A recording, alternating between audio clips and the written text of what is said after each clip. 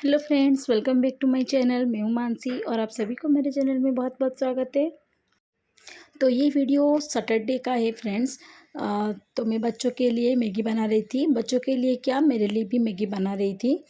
वैसे तो बच्चों को मैगी पसंद है और मुझे भी पसंद है, लेकिन ये मैं कभी कभार बना लेती हूँ। क्योंकि रोज़ सुबह नाश्ता में कुछ ना कुछ सोच के ही रखती हूँ, लेकिन जब भी कुछ मन ना करे ना करने को, तभी मैं मैगी बना के बच्चों को देती हूँ और ख़ुद भी खा लेती हूँ। जिस दिन मुझे मैगी बनाने का रहेगा ना, तभी मैं बच्चों को सुबह जैसे चोकोस हो गया, कॉर्नफ्लेक्स हो गया, ये सब दे के रखती हूँ, क्योंकि बाद में मैं पूजा करने के बाद एक साथ मैगी बनाती हूँ। सैटरडे के दिन हस्बैंड लेट ऑफिस जाते हैं, इसी वजह से वो सब्ज़ी कुछ दे के फिर ऑफिस के लिए निकल गए। तो सब्ज़ी का थैली ऐसे ही रखा हुआ था, तो बच्चे यहाँ पर आके सब खेल रहे थे, बार बार कुछ ना कुछ निकाल रहे थे। तो मैं यहाँ पर देखा तो बहुत सारा मतलब सब्ज़ी है, लेकिन कैसा होता है ना, सब सब्ज़ी एक साथ मिला के लाते हैं, तो मुझे उसको सेपरेट करके साइज करके रखना ही पड़ता है। और था धनिया पत्ता, कड़ी पत्ता और हरी मिर्च।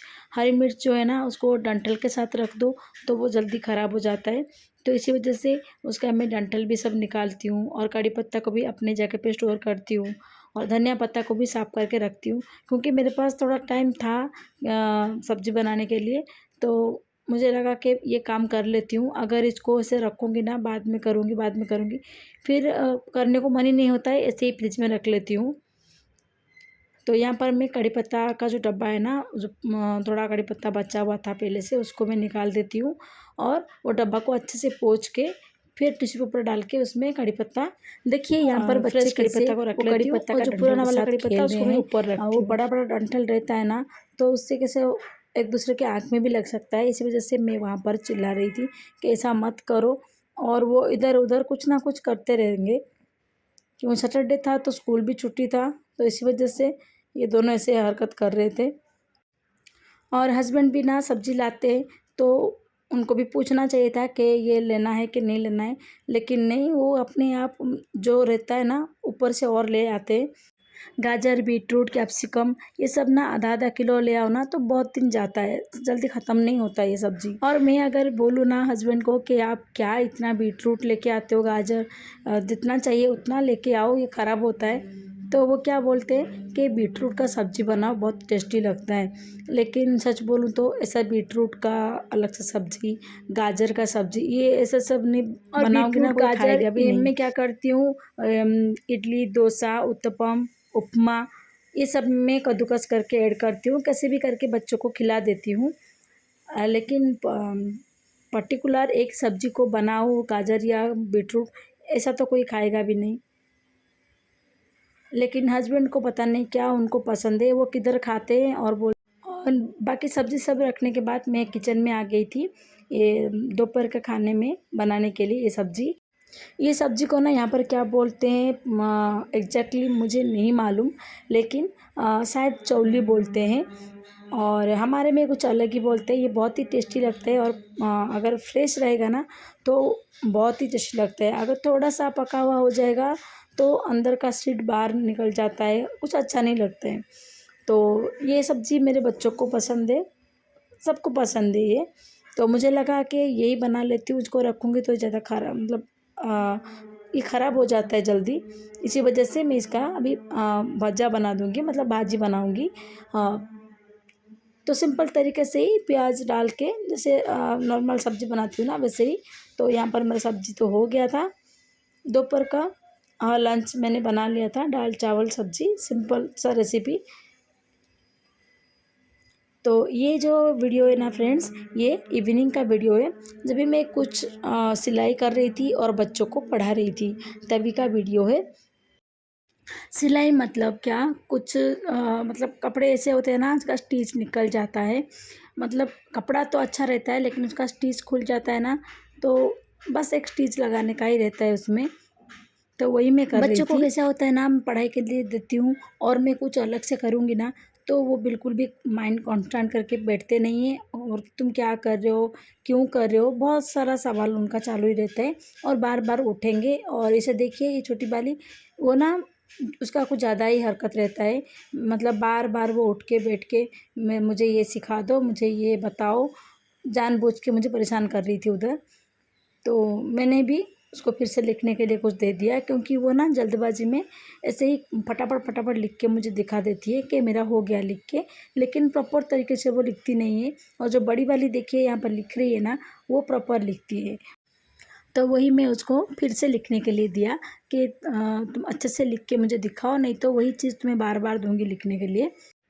क्योंकि छोटी सी सिलाई था, मतलब उसमें भी मुझे कितना टाइम लग गया, क्योंकि बीच बीच में ये मुझे पूछ ही रही थी। और हर बार तो चिल्ला नहीं सकती, मैं पेशेंस के साथ वेट करती हूँ। और वो भी पेशेंस मेरा देखती है कि मम्मी कब तक शांत रहती है।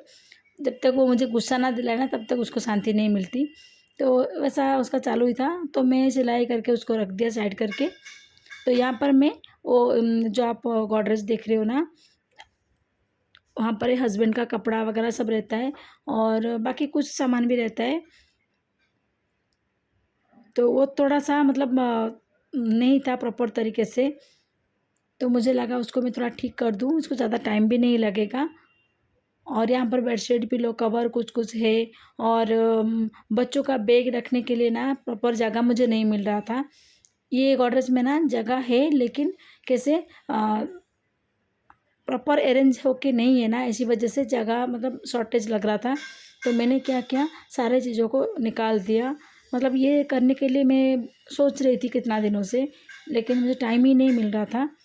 तो अभी मुझे एक सब्ज़ी बनाने का है बस, तो मुझे लगा अभी मेरे पास जितना टाइम है उसमें मैं ये काम कर लूँगी।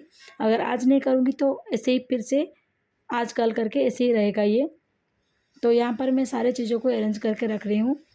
और ये इतना आसान भी नहीं था, क्योंकि सारा सामान मैं निकाल रही हूँ।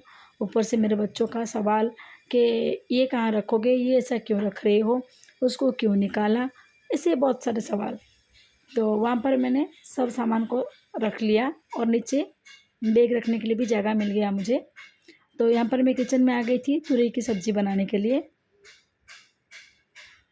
और ये तुरई की सब्ज़ी बनाने के लिए ना, इसका मैं पहले छिलका निकाल देती हूँ। और ऐसे पूरा निकालती नहीं हूँ, कुछ कुछ रखती हूँ उसमें।